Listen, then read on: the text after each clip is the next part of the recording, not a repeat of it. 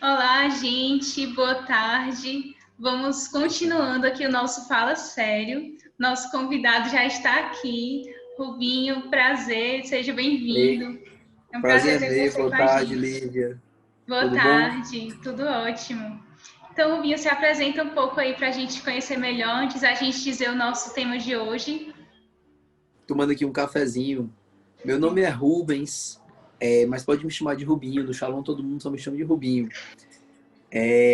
Eu sou da comunidade Aliança, moro em Fortaleza, sou médico, casado com a Marília, pai do Guido, que é um bebezinho de 1 ano e 4 meses, e pai do Bento, que é um bebezinho que está na barriga da Marília, e pai de um outro bebezinho que está no céu.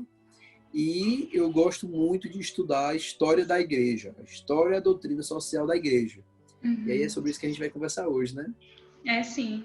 Vamos falar hoje sobre a Idade Média, né? O que é a Isso. Idade Média? Esse termo, o que é que ele quer dizer? O que é isso?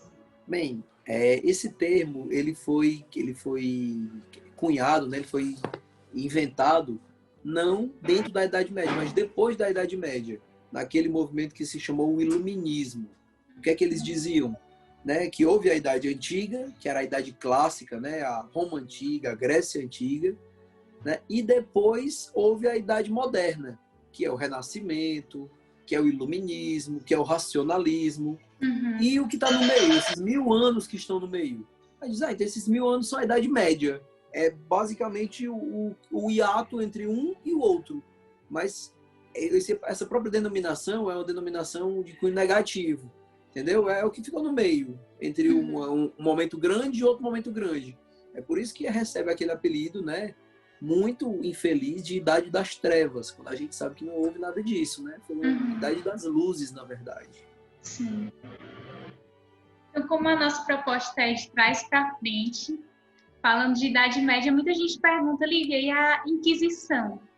O que é isso? Como foi? O que é a igreja que queimava as pessoas, queimava os hereges, né? A gente escuta muito falar isso, mas na verdade o que foi a Inquisição, né? Quem era que era também responsável por ela?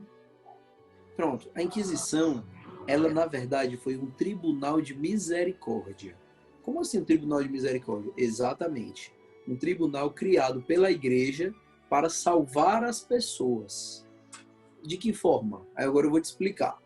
Na Idade Média, Lívia, a sociedade era católica, né? Existia Uhum. ali um espírito católico que permeava toda a sociedade. E a gente sabe, não havia os estados modernos como eles estão hoje, né? Então, haviam principados, ducados, condados, feudos, né? Cada lugarzinho desses tinha o seu soberano, um príncipe, um duque, um conde, um rei, né? E ele mandava lá naquele lugar. Então, o que é que acontece? Como aquele rei, aquele príncipe, era um homem católico, ele queria, na força do seu braço, que as pessoas respeitassem a fé católica. Porque, veja, a gente não pode analisar uma coisa que aconteceu há muito tempo, né, há 600, 700 anos, com o olhar de hoje em dia. Então, se você parar para pensar como era antigamente, como era naquela época, existia um crime que era o crime de lesa majestade, que era você atentar contra a vida do rei, você falar mal do rei, né, você ser inimigo do rei. Isso era um crime de lesa majestade. Qual era a punição para o crime de lesa majestade? Pena de morte. Então, o príncipe, o rei, se uma pessoa falava mal dele, se uma pessoa atentava contra a vida dele, ou era inimiga dele, ele punia com a pena de morte. Agora você pense, um rei que era católico, ele dizia, se a pena de morte para quem me ofender vai ser, se a pena para quem me ofender vai ser a pena de morte, imagine para quem ofender a Deus. E aí era o crime de lesa majestade divina. Você Uhum. cometer uma heresia, você falar algo contra a fé. Então, os próprios príncipes puniam as pessoas pelos crimes de heresia. Não era a igreja que punia. Então, você tem desde o século IX, século X, já a punição, os príncipes, os reis, os senhores feudais punindo aquelas pessoas que cometiam crimes de heresia. E aí foi que a igreja criou. A igreja se viu, de certa forma, obrigada a criar um tribunal para que somente ela pudesse dizer quem é herege e quem não é herege. Porque o que é que acontecia? Se você tinha um príncipe virtuoso, beleza, ele só ia dizer que é herege quem é herege. Mas quando você tinha um príncipe que não era virtuoso, aí ele podia dizer, aquele cara é meu inimigo, então eu vou dizer que ele está cometendo uma heresia, que eu vou lá e mato ele. Né? Como aconteceu, por exemplo, com o caso de Santa Joana d'Arc, que foi julgada por um tribunal que não tinha nenhuma autorização de julgar, um tribunal totalmente ilegal, o que julgou Santa Joana d'Arc. Né? Só para vocês terem uma noção, Santa Joana d'Arc era francesa, morava naquela diocese, então quem tinha a faculdade de analisar as situações de heresia naquela diocese era o bispo dela. Então veio um outro bispo, que era da Inglaterra, fazer o julgamento de Santa Joana d'Arc. Ou seja, foi uma situação completamente irregular, até para aquele tempo. Mas a igreja disse, como tem muita gente que está dizendo que é heresia, o que não é, que está se aproveitando dessa lei, desse crime de lesa majestade divina para punir seus inimigos civis, a partir de agora, só quem vai dizer o que é uma heresia e quem cometeu uma heresia e quem não cometeu sou eu. Então aí se estabeleceu o Tribunal da Santa Inquisição. Como é que funcionava o tribunal, Lívia? Um bispo, que era o responsável pelo tribunal, ele tinha um mandato do Papa, né? O Papa nomeava aquele bispo como o inquiridor, a pessoa que seria responsável pela Inquisição naquele lugar. Então o bispo ia lá na cidadezinha, chegava na cidade, primeira coisa que ele fazia, ele pregava a doutrina, ele dizia, Deus Pai, Filho e Espírito Santo, a Virgem Maria, os sacramentos, as indulgências, os santos. E aí começava a pregar a vida de oração, como é que funciona, o que é, o que é que não é.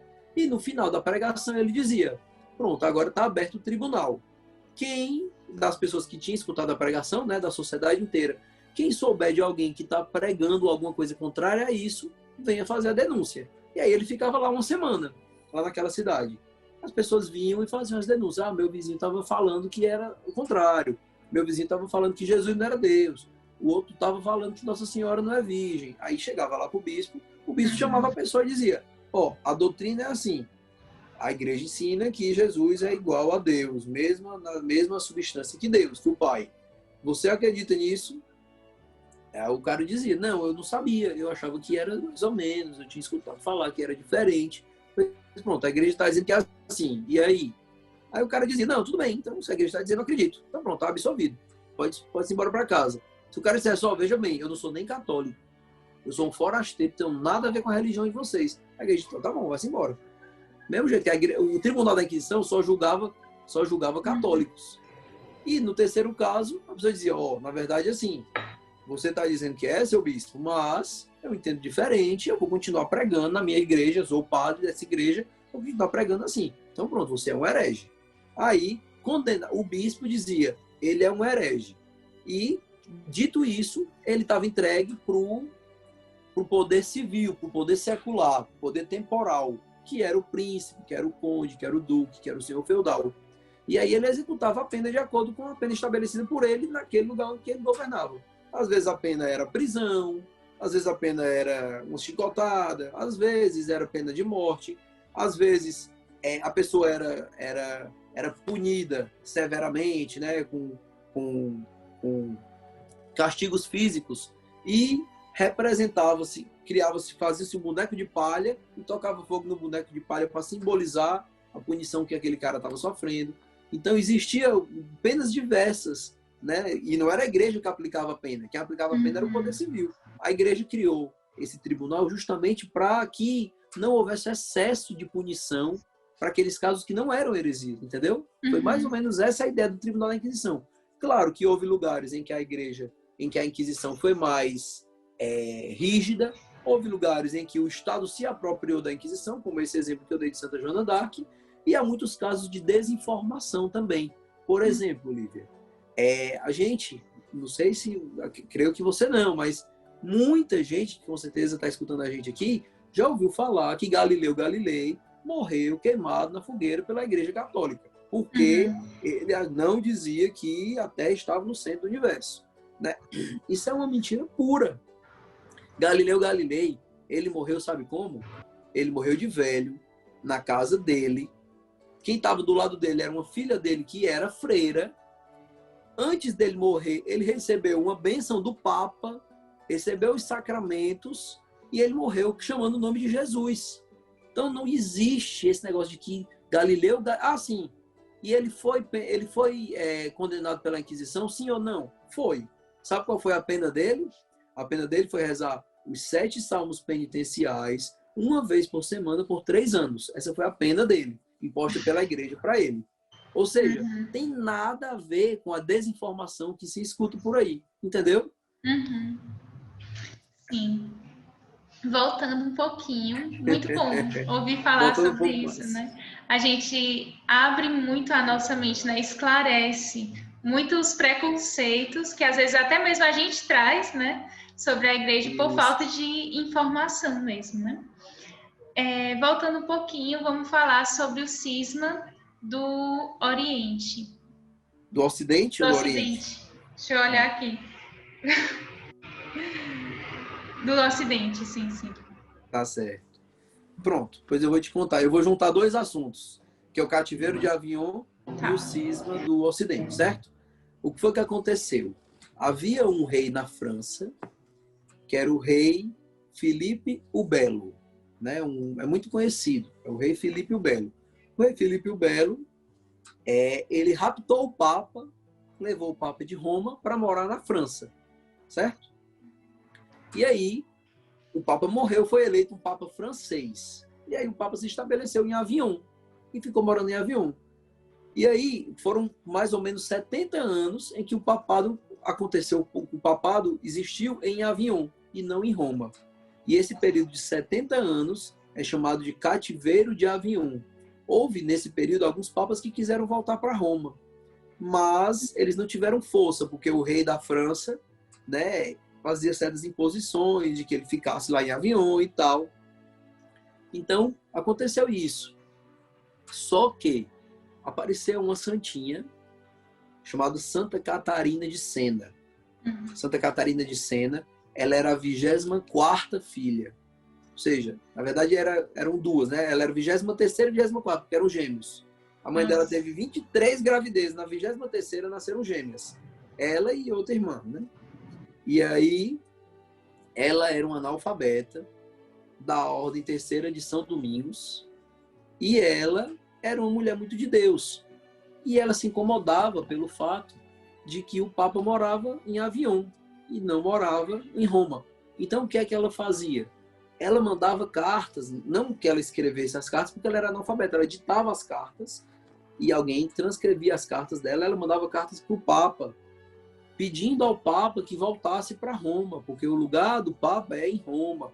E, ao mesmo tempo, ela mandava cartas para os príncipes, né, para os burgueses, para os aristocratas de Roma, para que aceitassem o Papa de volta lá.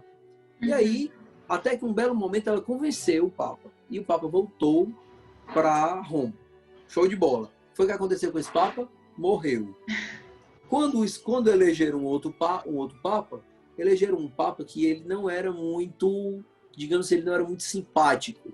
Ele era muito rígido, ele não tinha diálogo, ele não era muito diplomático, sabe? Ele era um cara meio grosseirão. Tanto que Santa Catarina escreveu uma carta para ele dizendo assim: Sua Santidade, controle seus impulsos. Porque ele gritava, ele brigava. Então ele era um Papa muito imoderado, assim, né? Muito impulsivo. E esse Papa foi eleito lá em Roma já, depois que terminou o cativeiro de Avignon. Só que, como estava aquele Papa, que era um Papa que as pessoas não gostavam dele, alguns cardeais decidiram eleger um outro Papa. E aí elegeram um Papa na cidade de Avignon de novo. Então ficou tendo o Papa em Roma e um antipapa em Avignon. Certo? E aconteceu isso por alguns anos. Morria esse Papa, elegia um outro. Morria esse, elegia um outro antipapa. E aí ficou o Papa em Roma e o antipapa em Avignon. Até que os bispos, os cardeais, disseram: não, vamos fazer o seguinte, vamos tentar resolver isso. Vamos se encontrar todo mundo lá. Vamos tentar se encontrar lá em Pisa, em outra cidade, na cidade de Pisa, né, para poder os dois renunciarem e aí a gente eleger um outro Papa. Combinado? Aí todo mundo, combinado, vamos lá se encontrar em Pisa, beleza. Só que o que foi que aconteceu? No dia marcado, na data marcada, nem o Papa foi de Roma, nem o antipapa foi de Avignon. Adivinha o que aconteceu? Lá em Pisa, elegeram um outro antipapa. Então, nesse momento, teve um Papa em Roma, um antipapa em Avignon e um antipapa em Pisa. Então, foi uma confusão muito grande, Lívia, para a cabeça dos católicos, porque todo mundo se dizia Papa. E muitas vezes acontecia o seguinte, que o Papa era um cara que não era muito virtuoso, e o antipapa era um cara, e o antipapa era um cara excelente. Tipo assim, um cara muito santo, muito bom, muito justo, e o verdadeiro Papa não era. Então ficava essa confusão. E agora? Eu vou seguir esse Papa ou vou seguir aquele outro? Né? E a igreja está dividida, todo aquele poder, toda aquela influência que a igreja tinha sobre os estados, sobre os reis, né? Nesse momento começou a fraquejar, porque já não era o rei que vinha até o Papa, pedir o apoio do Papa, mas era o Papa que ia até o rei, pedir o apoio dele para que ele fosse reconhecido como o Papa daquela região. Então houve uma confusão na cabeça dos católicos nesse momento, né? E esse foi o período conhecido como o cisma do Ocidente. A igreja esteve realmente dividida, até que foi convocado um concílio na cidade de Constança. E aí esse concílio, os três foram, né? Foi o Papa, foram os dois antipapas. E aí lá os antipapas renunciaram, né? O Papa renunciou também, e lá foi eleito um novo Papa, que aí sim era o Papa da Igreja Católica inteira. E dessa forma terminou o cisma do Ocidente. Só que apareceu um problema. Qual foi o problema? Muitos bispos começaram a pensar que o concílio era superior ao Papa. Então você tem o poder do Papa e acima você tem o poder do concílio.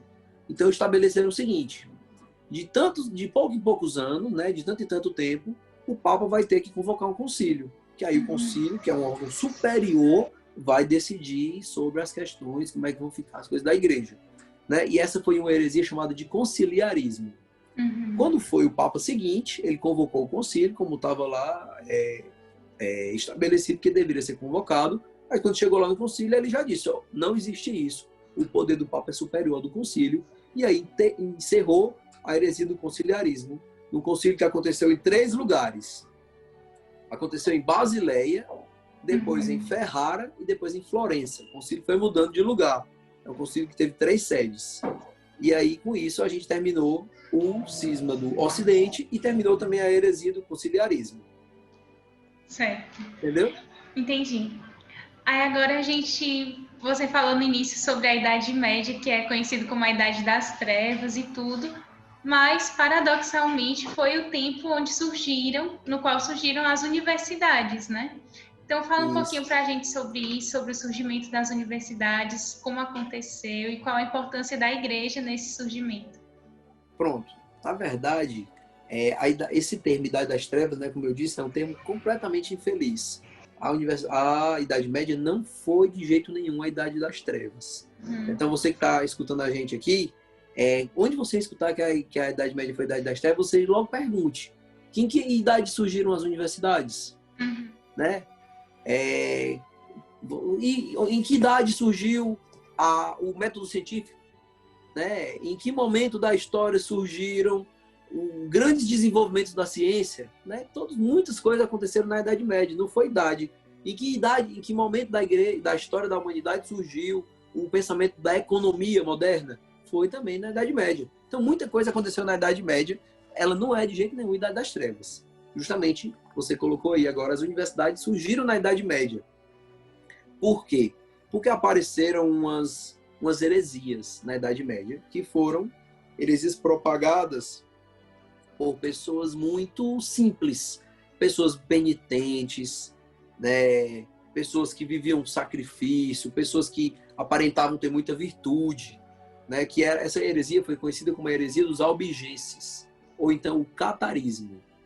Né? Então, a heresia dos albigenses, o catarismo, era uma heresia que surgiu ali na Idade Média, que pregava uma visão completamente distorcida da fé. Eles pensavam assim: o que é material é ruim, o que é matéria é ruim, o que é espiritual é bom. Então nós temos que nos livrar da matéria e buscar somente aquilo que é espiritual. É uma visão distorcida, né, da realidade. Com certeza vocês já escutaram falar da teologia do corpo de São João Paulo II, que mostra o grande valor do corpo, né? Mas naquela época Os cátaros, que era como esses hereges são chamados, eles diziam isso, que a matéria era ruim, que a gente precisava se livrar dela, se libertar dela, que o espírito era bom. Então, eles pregavam, por exemplo, o aborto, né? Que com o aborto você estaria livrando uma alma de um corpo, né? No qual ele estava se aprisionando, ela estava se aprisionando. Eles pregavam, por exemplo, o suicídio por inanição, a pessoa parava de comer. Eles pregavam suicídios coletivos, né? Se juntava todo mundo ali, todo mundo cometia o suicídio para poder livrar o corpo da alma.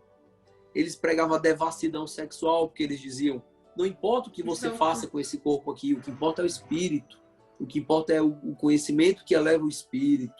Então, havia essa confusão. Só que eles eram pessoas, como eu falei, muito penitentes, né? Eles eram pessoas que se vestiam como pobres. Então, eles começaram a atrair, a conquistar muitos seguidores.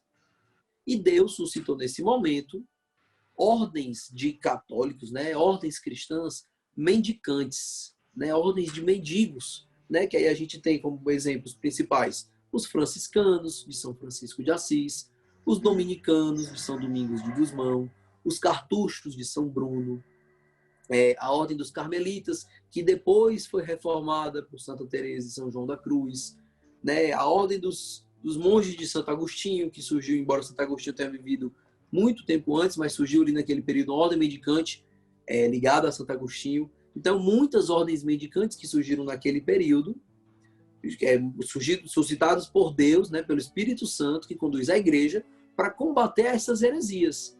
E esses sim, que eram pobres também, mendigos, penitentes, virtuosos, mas eles eram muito estudiosos e eles pregavam a doutrina correta. Uhum. Então foi dessa forma que Deus quis destruir a heresia do catarismo, né? A heresia dos albigenses, através das ordens mendicantes. Só que as ordens mendicantes, como eu falei, eles eram muito estudiosos, eles eram muito inteligentes. E ali ao redor dessas ordens, né? Ao redor dos mosteiros deles, ao redor das catedrais deles, começaram a surgir escolas, né? Que aí eram chamadas as escolas monásticas, as escolas catedrais, né? De onde vieram as universidades. Então, você tem muitas universidades que surgiram ali, pregadas com igrejas, né? Pregadas com monastérios. E aí, o que é que se fazia nessas universidades? Eles ensinavam, primeiro, as 7 artes liberais, né? Que aí depois vocês vão pesquisar aí, porque não dá pra gente falar tudo isso, porque senão é muita coisa. Então, eles ensinavam o trivium e estudavam o quadrivium, que são as 7 artes liberais, né? E depois das 7 artes liberais, eles ensinavam as outras ciências, com o objetivo de que a pessoa encontrasse a verdade. O objetivo das universidades é exatamente a busca da verdade, que você só encontra em Deus. Então, as universidades surgiram ali. Se depois as universidades tiveram o seu sentido deturpado e passaram a ser simplesmente locais de formação técnica, né? Escolas técnicas, para você ter uma profissão, para você ter um diploma, né? Isso aí veio bem depois. Mas quando surgiram as universidades, né, nas quais se ensinavam as 7 artes liberais, depois o ensino da filosofia, da teologia, né, da medicina, das ciências jurídicas e por aí vai, você tem isso dentro da Idade Média, ligado às ordens mendicantes, né, daqueles que eram muito virtuosos, muito penitentes, mas também muito inteligentes. A gente cita aqui, por exemplo, São Boaventura, né, um grande franciscano, de uma ordem mendicante, muito inteligente.